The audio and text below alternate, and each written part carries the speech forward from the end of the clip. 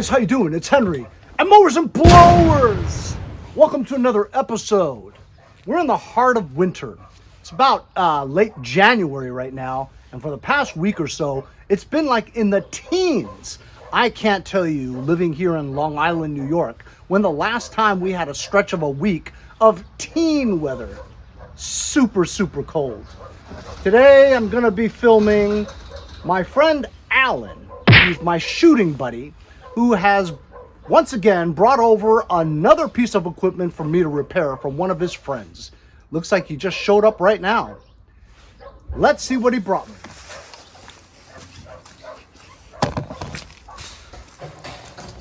What is up, my brother from another mother? What's going on, Al?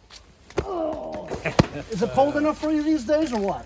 I'm loving it. Remember Eric? How are you? How's it going, Eric? Nice to meet you. Thanks for working on all my stuff. Wait, what do you mean all your stuff? It was the saw. Remember the saw? Oh, which saw? That, Oh, yeah. That was the. I forget. I've worked on so many things. Did I miss that or It no? was the blower vac. the The one that seized. Yeah. No, I gotcha. My worker put gasoline in it instead of. That'll destroy any two-stroke engine for sure, bro. Did I successfully fix any of your things yet? Well, the steel saw worked. Oh, the blower works. Didn't Oh, good. Yeah. Steel saw worked. What for do we a do? little We while. changed the entire piston and rings, right? Yeah. But That's a very common problem, man. Well, if you put the wrong gas in. Yeah. So this had a defective from the primer button. Yeah. The carburetor. That line was all cracked, so I didn't get any pressure. So I replaced it.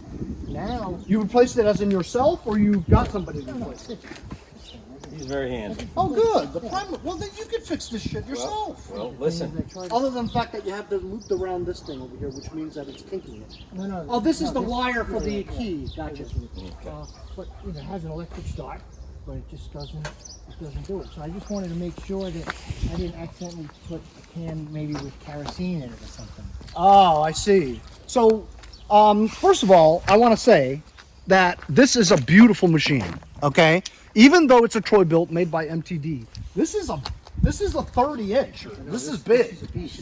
And it's a Storm 3090. It's funny because I just filmed an episode dealing with the Troybilt Storm 24, which surged a lot after a couple of years. So when you turn it on and you run it, right, it goes like this. What was the cause of that? So the cause of that, my friend, is that Troybilt has LCT engines, which this is, right? And the LCT engines recommend that you use at least 91 or above octane for it to run correctly. So my friend, one year, who's cheap, let's just put 87 in there, who cares, right? It surged like a mother, right? And so he called me over, I go over to his house, we take the whole damn thing apart, like 3 times I clean the carburetor, and I'm still sitting there going, the fuck, why does it keep surging, right?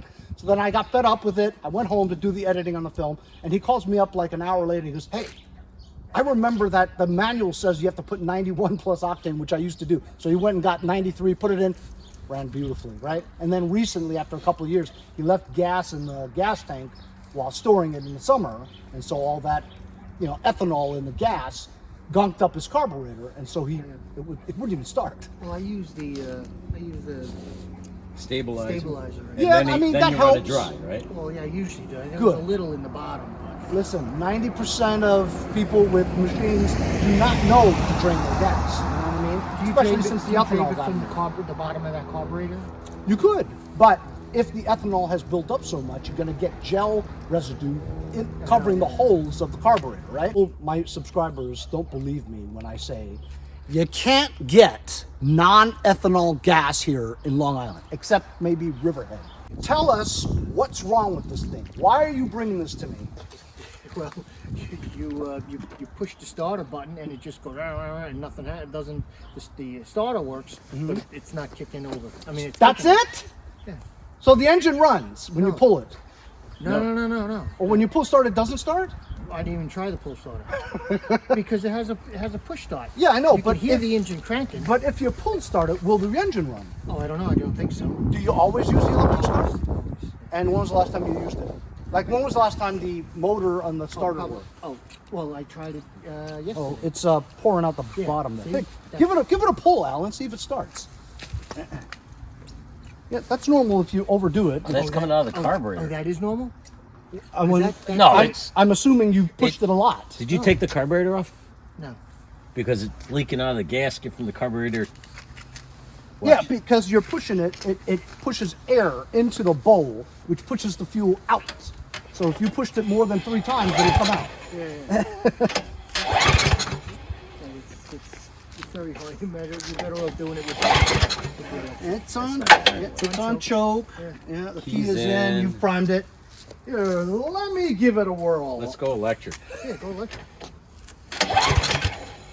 What do you mean, like an electric snowblower? No, the plug. Plug it in to the starter. Well, he says it doesn't work. No, the electric starter works. Yeah, I know, but you can't start it. No. Yeah.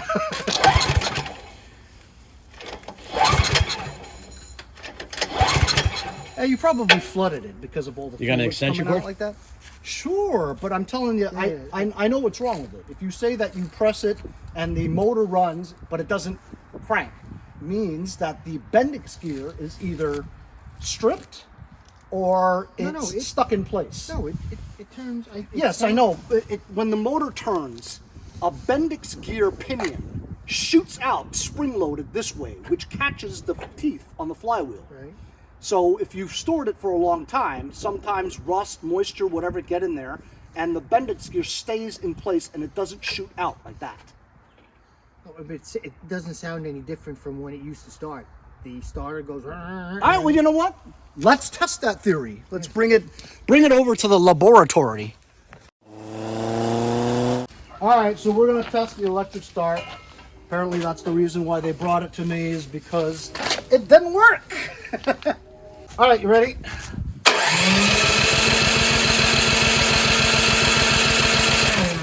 All right. It's not the Bendix. It's not your starter at all. All right. The carburetor's dirty, or you have a bad fuel line, or it's kinked, or it's not getting fuel.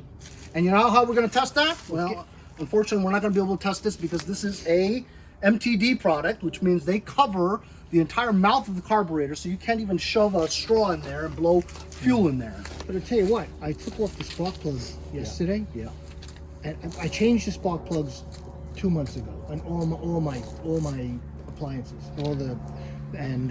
after I tried starting a couple times, I said maybe I flooded it. I took off the spark plug. Dry. Yep. And so the fuel line that runs from the carburetor through the engine to the gas tank could have also broken down. Yeah. Right? And what happens is it's kind of like a heart artery, right? Yeah. It thickens. The narrow passages are no longer letting blood to the Especially heart. with the rest of Same the- thing with the gas. So you're saying the snowblower could be having a heart attack? Yeah, give it some CPR! Clear! Come on! Clear! I might have to change all your fuel lines. Well, I mean, I'd have to see what's up with it. I mean, it could be very simple It's too. best to change all the fuel lines since you're in there, right? Well, I'm really not looking forward to that. Oh. So as you saw from my friend Alan and his friend Eric, who brought me this thing, told you guys exactly what was going on. When he first described the fact that it wasn't starting because of the electric start, I thought maybe the Bendix pinion gear was stuck on the shaft of the starter motor, and by engaging the electric start, it didn't push out to engage the flywheel to turn it. That wasn't the case. It's not the starter motor whatsoever. Engine does turn from electric start. The problem is that there's no gas going up the emulsion, which means I think this is similar to what happened to my friend Andy from Jericho's Troybilt, that it wasn't getting any gas. And his issue was that the float was stuck in the up position with the needle seated, right? And gas wasn't getting in there. So it could also be the fuel lines too. Like he said, his primer bulb hose fuel line or line was cracked into a million pieces. So that's an indication of wear and tear. But inspecting the fuel line, the main fuel line from this machine, it looks okay. You know what I mean? It doesn't look puffy, and it's not super soft or anything like that, which is an indication that it usually is collapsed. It looks okay. But we're gonna find out in an easy way about why it's not getting any gas. We're going to put it on this. We're going to put this machine on its service position, right, on its face. Have access to the bowl. We're going to drop the bowl. We're going to see if the float moves freely. It's probably going to be full of gas because it is apparently getting gas to the bowl, but it's not going up the emulsion and into the mouth, into the intake manifold, because he took the spark plug out and he said it was dry ski. But first, I want to show you the sponsor of this video. My new friends over at Nank. That's right, Hank got a Nank. What this is a professional new lavalier. Do you guys know what a lavalier is? Well, if you're a YouTuber and you like to create content, you need a lavalier, because as you guys know from my channel, you hear my dog barking exteriorly all the time. If there's any movement anywhere, my dog's gonna bark. He's a dog. They bark. You actually want your dog to bark because he's a watchdog. If anybody comes onto your property, you know it. And you could get ready. I've had lots of lavaliers in my life, but this one is like the professional kind. Just clips onto your lapel like that. As you can see, the wireless mic has its own strength indicators and LED lights telling you about the status of it. Here's the microphone itself, along with your power and syncing buttons. That's for the charging port for the case, which you plug in with the USB-C cable.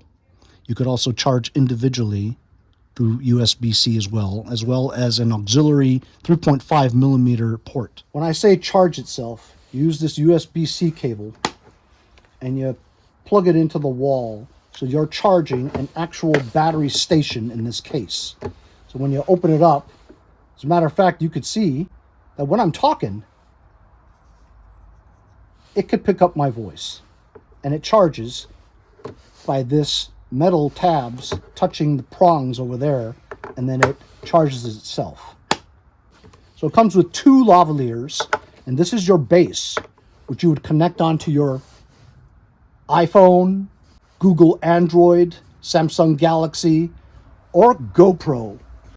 Comes with instructions, as well as all kinds of accessories, even a case, which you probably would never use because you have a case. You're not going to put the case in there and carry it around. You just carry that. Like I said, you have an auxiliary cable, USB-C to Lightning, which is probably what I'll use, and you plug that in here.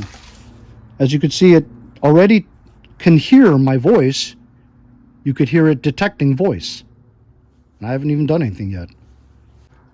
So you would plug that in here, and now I'm going to plug it into my phone. So I've attached this little furry thing on there and onto the mic, and what this does is it prevents wind noise. So it isolates the sound minus the wind. So I just clip this onto my lapel, and hopefully it'll work right out of the box, and we'll be able to film this episode with the Snowblower using my brand new lavalier from Nank. It also comes with these earphones for monitoring what you're doing. Another USB-C, USB-C to USB-C. So it has all kinds of different options that you could use for your different types of filming equipment. So I've tested it and it works great. I hope you guys can hear me better than normal, especially with exterior sounds like a car going by or my dog barking. I've always wanted a really good one. This is a really good one. So we're going to simply just put this on its face. This is a big boy. It's not dripping any fuel. We're going to remove the bowl and see the status of the float. It is leaking.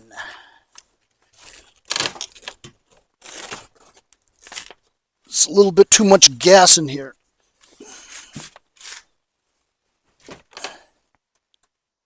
That's flowing pretty good. So we know that fuel is getting from the gas tank to the carburetor. I've got a 10 millimeter wrench, and this is the nut to loosen. And I have a feeling a lot of fuel is going to be coming out.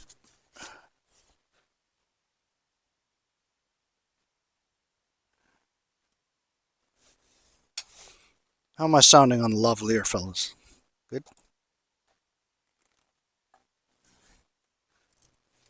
There we go. Some stuff, isn't it? Look at that. Is that stabilizer? Look at this. This is no good. That's no good. Look at that. That's ethanol breakdown or stabilizer breakdown. That's right. There has been cases where I run into stuff in your carburetor and the customer would say, well, I put stabilizer in it. Well, this is what you'll put in it. This will clog your jets, no problem. That's no good. Let's go check the float. Yeah, look at this.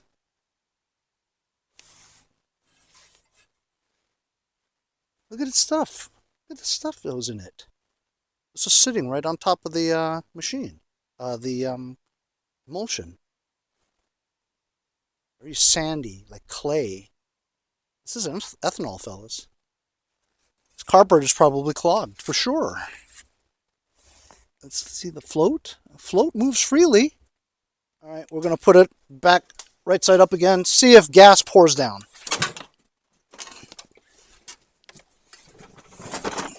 And it is pouring out. See? Pouring out. Lift the float. Needle seats. Doesn't come out anymore. Let go. Pouring out. So I don't get it.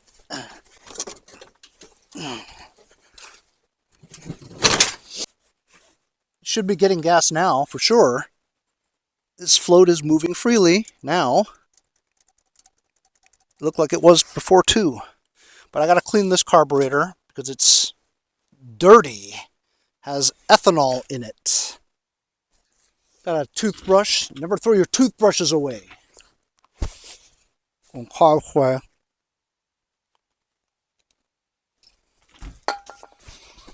Pain in the ass is trying to get this gasket back in there again, especially after using carb spray, because your gasket is going to swell up. That's why I'm using some contact cleaner, and that tends to not swell up. Look at that. Just using a toothbrush, carb spray, agitating the area, especially around the fuel drain screw area, because a lot of that gook and crap was on there too. And that'll just break off if you don't get it out. So even though you try to clean it, you have to make sure that you get every little bit of it. Otherwise, when this is filled with gas, gas will loosen up that debris and clog your jet once again.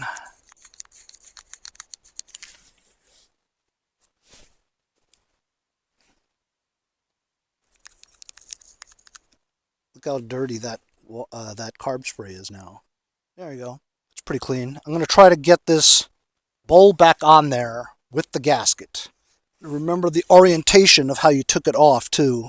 Sometimes these bowls have like a square that comes out and you have to put it in like a puzzle. This one doesn't.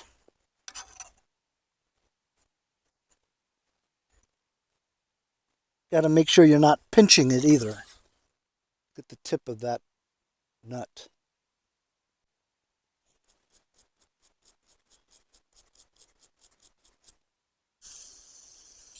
Think I got it in the groove. Get into the groove.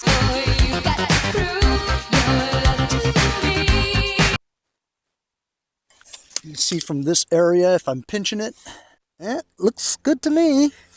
Well, let's just tighten the nut, flowing.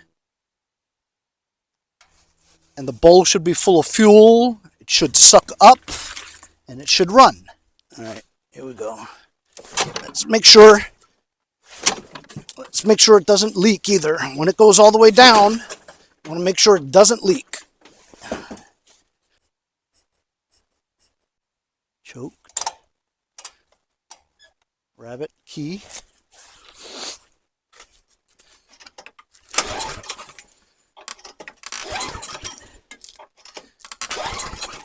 I think we should use the electric start. Oh, this thing's a beast. This thing's a beast. All right, let's see.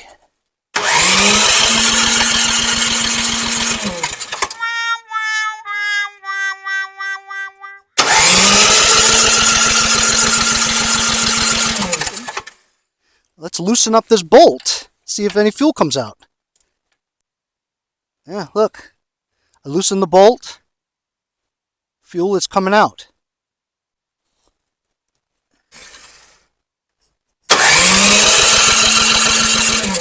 I want to try to find a way that we can blow some fluid into the mouth just to test it. I don't want to take these panels off if I don't have to. I'm going to have to take the knob off anyway if we got to take the carburetor off. That was hard. Can I see the hole? That's what she said. To the mouth from here. I'm going to open the choke. Yep. You can see the hole. I'm putting fuel all the way through the carburetor into the intake.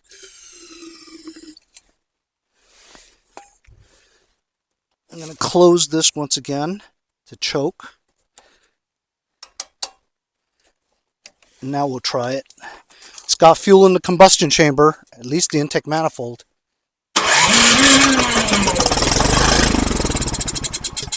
Aha. It's not getting any gas. But we know it's flowing from the gas tank through the fuel lines to the carburetor itself. The carburetor emulsion tube's probably gunked up. My mistake was not cleaning the emulsion before I put the bolt back on. We're going to do that now. I have taken the lavalier off to do a comparison of clarity in the sound. I'm going to remove the pin to the float.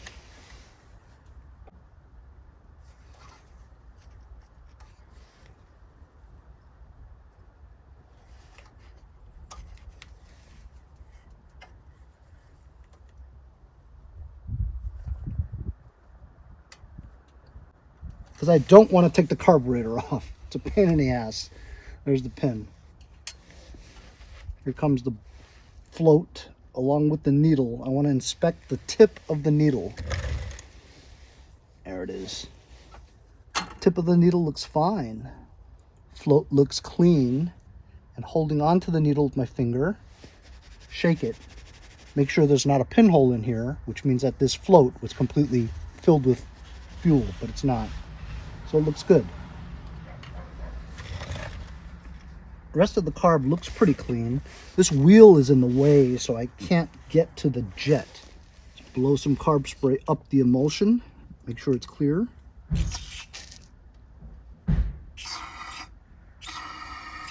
And it is. It's probably flooded now. I'm going to blow up into the fuel input.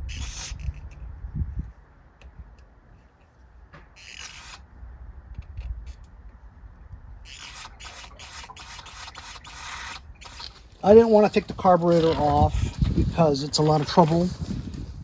So I just tried to clean it exteriorly, but you're not going to really get a good cleaning without taking the carburetor off. So I noticed that most of the screws are off already. And it was just this one 10 millimeter that was still holding it. So this has a notch in the center, or this one doesn't. Problem is, this thing is in the way. See? You have to kind of rotate this, and this thing is in the way. This whole bar, which is what I was trying to avoid, because it's such a pain to take off. Such a pain. There's no way around it. If you want to take this cover off, you gotta take this handle off. Gotta take this wheel off.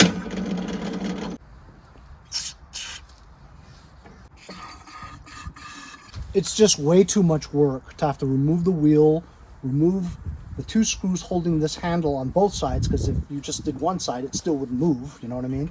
You'd have to do both sides to get this handle to drop down so you can get this cover off, rotate it this way so that this lever fits in between there to lift it off, plus disconnecting the hose for this, the wire for the kill, just to get the carburetor off. So, I mean, I blew into here, there, everywhere, and it seems to have gone through, meaning that it seems clear to me.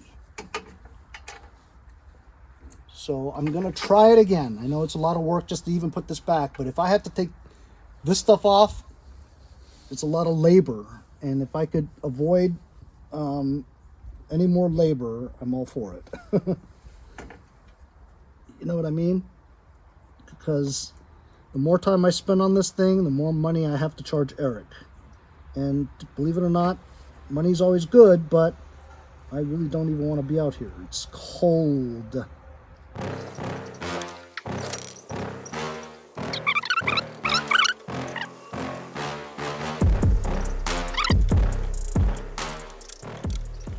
I didn't tighten it because when I put it down, I want to see fuel come out. Fuel should be pouring into the bowl now, filling the bowl and dripping out because I did not tighten the nut. There we go. Gas is pouring out.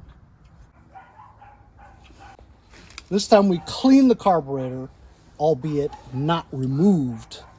We did it externally, which is the way you cut corners. Properly do this, remove the whole carburetor, preferably blow it out with compressed air, every hole, carburetor spray, ultrasonic cleaner, then blow it out again with air compressed air and carburetor spray, wipe it all down, and it should be good. I did not mess with the surging, the pilot jet, which causes surging. We'll see if it surges, but first we needed to start. Just see.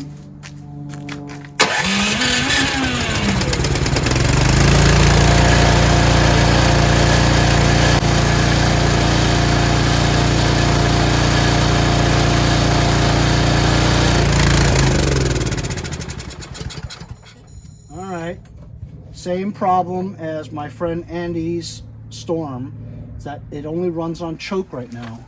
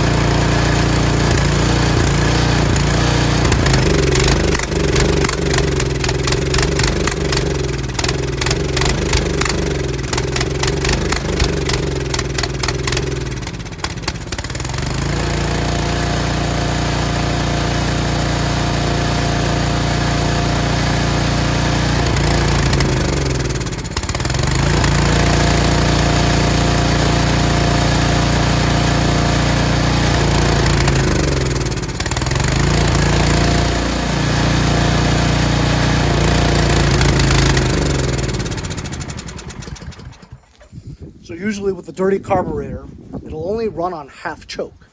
This one won't even run for one click off a choke, which means the carburetor's dirty.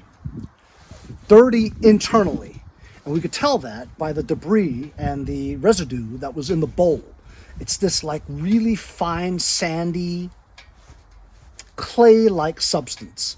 So that obviously has coated the main jet into the carburetor. And it's going to need a very thorough cleaning. So unfortunately, I do have to take the whole carburetor off, which is a lot of labor. You know what I'm saying? But look, this is how it is. What are you going to do? You know what I mean? Got to do it. And Eric told me to do what I got to do. So I'm just going to do what I got to do. After examining this thing, I think if I just get this throttle lever off, which is just plastic, I can remove the plate without taking everything apart.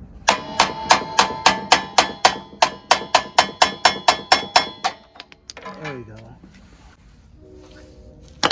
I didn't want to have to remove the wheel and the handle and all that other jazz. And I didn't want to force it, but look, all it took was that. Ah! That was good. It's just this lever. Just have to knock this lever off, that's all. It was really on there. As you can see, there's the carburetor. This is the vent hose to the valve cover. This is the lever for the choke and run. This carburetor is definitely dirty. Look, they got this thing over here. Of course it is.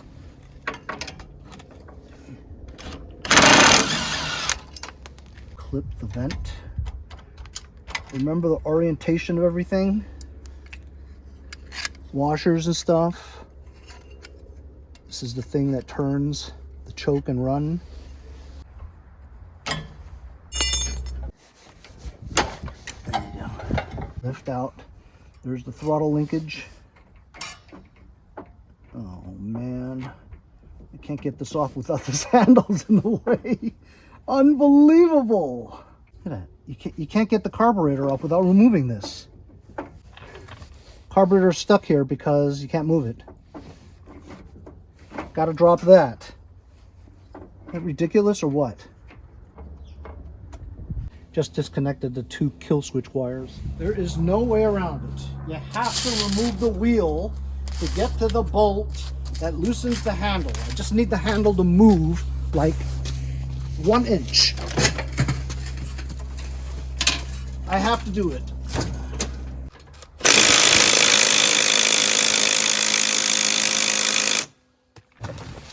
Half-inch impact.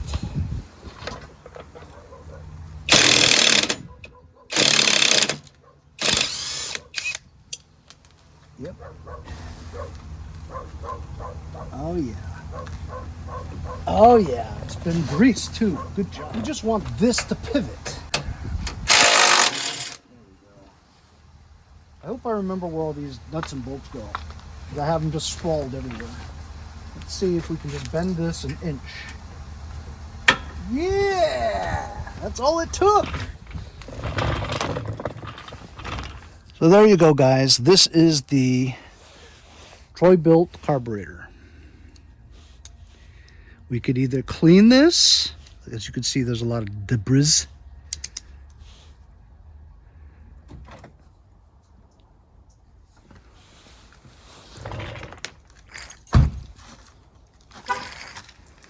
So this carburetor obviously has a lot of very finicky circuits in there that are clogged.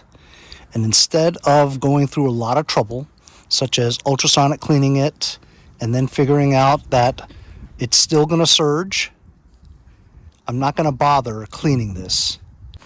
Because if I clean this and put it back on again, and then tried it, and it still surged, you think I'm going to take all this shit apart again? No, we're not going to do that. We're going to give this back to Eric in case he wants to do it someday. But I've got a brand new carburetor from my friends over at HIPAstore.com. That's right, we're going to do exactly what we did at Andy from Jericho's house and replace it with a HIPA carb. As you saw with his carburetor, it was the identical one, which unfortunately this is not. Because this is a higher horsepower one. The HIPA one was for a 5 horsepower. This is probably equivalent to like a 7 or 8. So unfortunately the carburetors do not match. This is by far larger. So we've got no choice. Looks like I might have to put this into an ultrasonic cleaner if you want to do it right. Now, one of the main things is here. This part over here. Look, they even made a semicircle type tool so you can't use a screwdriver. But if you get one that's about right, it'll turn. This is the idle jet screw. You take that off because you have to take that off if you want to take the black thing off. Now, prying the black thing off takes a little bit too, because you could damage the, ooh, actually look, Doesn't that look like it's already out a little bit already? Oh my God, it's out already. Could that be the reason this wasn't all the way seated in? This is the pilot jet. This is the cause of surging. And this wasn't seated all the way in. It was popped out. That's mucho interesante. See if it blows out this way, like that. It's not clogged. See? See it coming out that way. So perhaps it wasn't seated? That's why? It's clear. There you go.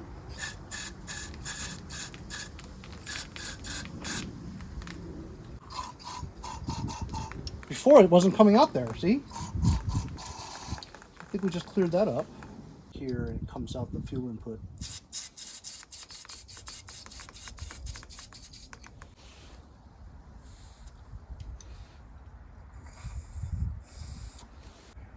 Pilot jet circuit back in. I'm gonna put it back.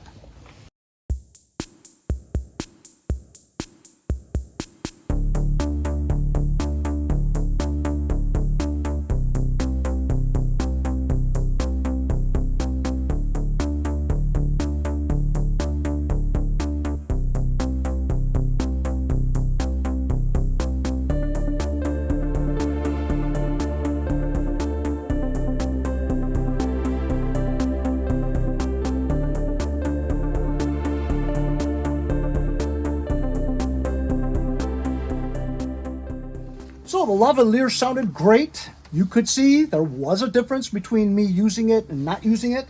The thing is, I like these little fuzzy things on there, but you can't close the case with them on. So you got to put them on every time you close the case. But anyway, this is the Nank electric Lavalier. Perfect for the YouTuber in you. I love it. If you guys are interested in this, I'll leave a link in the description. Okay, as you saw, I put the carburetor back on after we manually cleaned all the orifices, including the pilot jet area. Seemed like before it was clogged in the pilot jet area, but then after blowing it, it did shoot out the circuits. You shoot somewhere, it's going to come out somewhere else. Blow out all the holes. I'm relatively confident that that was a decent cleaning without having to put it in an ultrasonic cleaner, which of course gets into the inner circuits that you normally wouldn't get to. I didn't recall seeing a main jet removal. I think it's just the tube that goes in there, you know. But I put everything on minimally. I'm not putting this on again in case I have to remove the carburetor again. After removing that screw to put the handle down an inch was way easier to remove the carburetor. So you know what? I mean, we're gonna try it. Choke. This should be good. What do you guys think? Think it'll work? Think it'll run at least off a choke?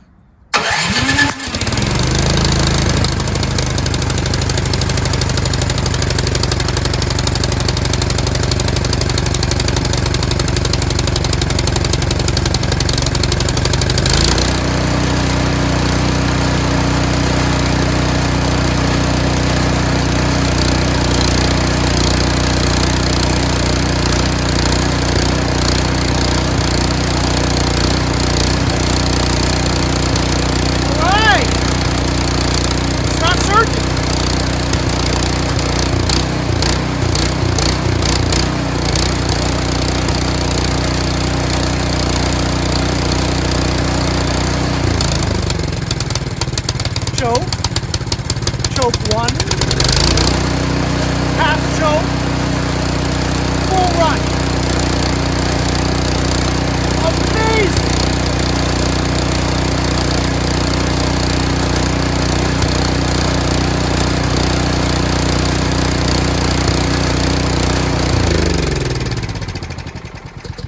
So when you take the key out, these two things touch. So when the key is in there, it doesn't allow it to touch. So when it touches, it breaks the circuit. So that's great. I mean, honestly, I didn't think that was going to work so well. I thought for sure that it was going to surge. I'm very delighted that it's not surging. So there we go. I did not have to put the carburetor into an ultrasonic cleaner. Thank God, because that would take another couple of hours. You know what I mean? And a couple of hours at $110 an hour for small engine repair or mechanic repair could really add up to a point where it's not even worth it, because you can just buy a snowblower these days for like $200-300 on Craigslist or Facebook Marketplace. Something like this though still go for, I mean, I've seen them for like, you know, $300 and stuff. I mean, and that's now. Years ago, you can get $800 for this for sure. This is a big boy. So I'm gonna put all this shit back together again. It works.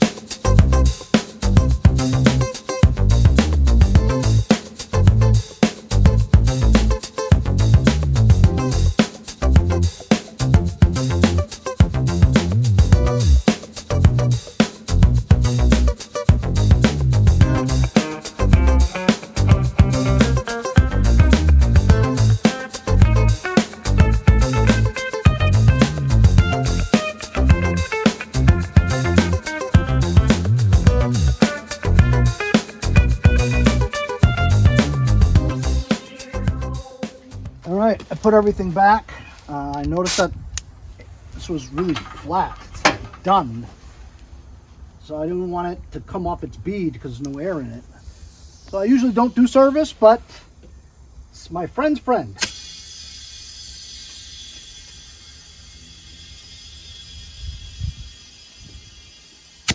Help out a brother, formerly NYPD also.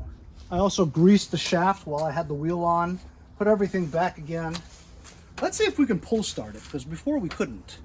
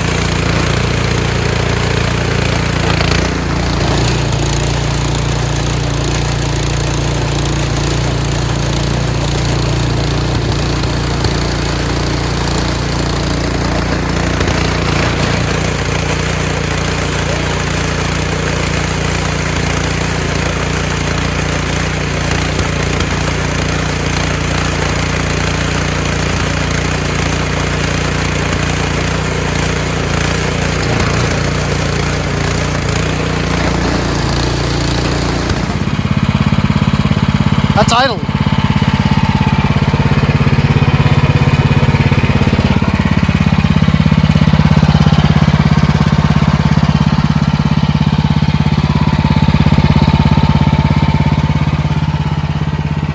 Love this joystick thing. Very fancy.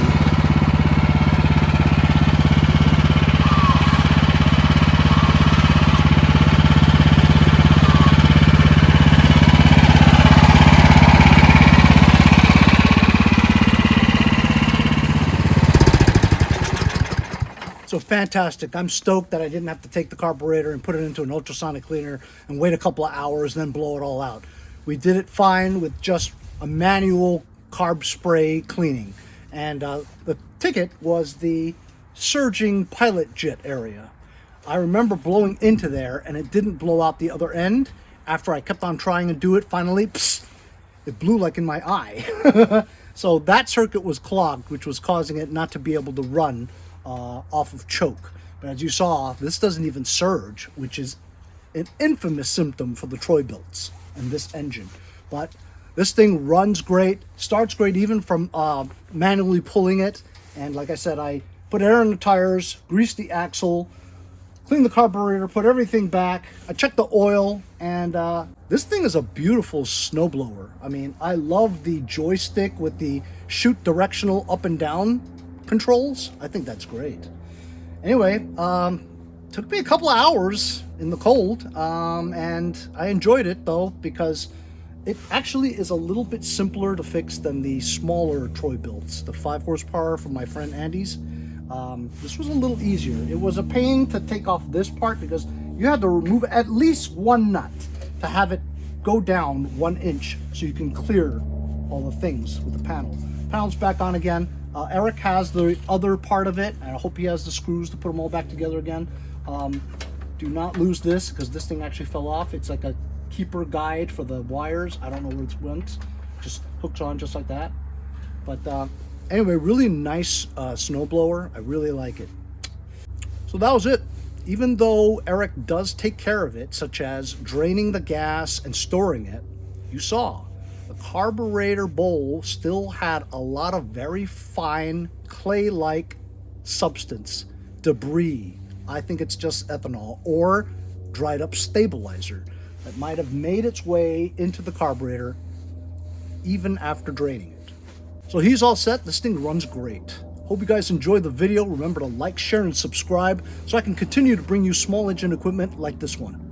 We'll see you guys next time on Mowers and Blowers.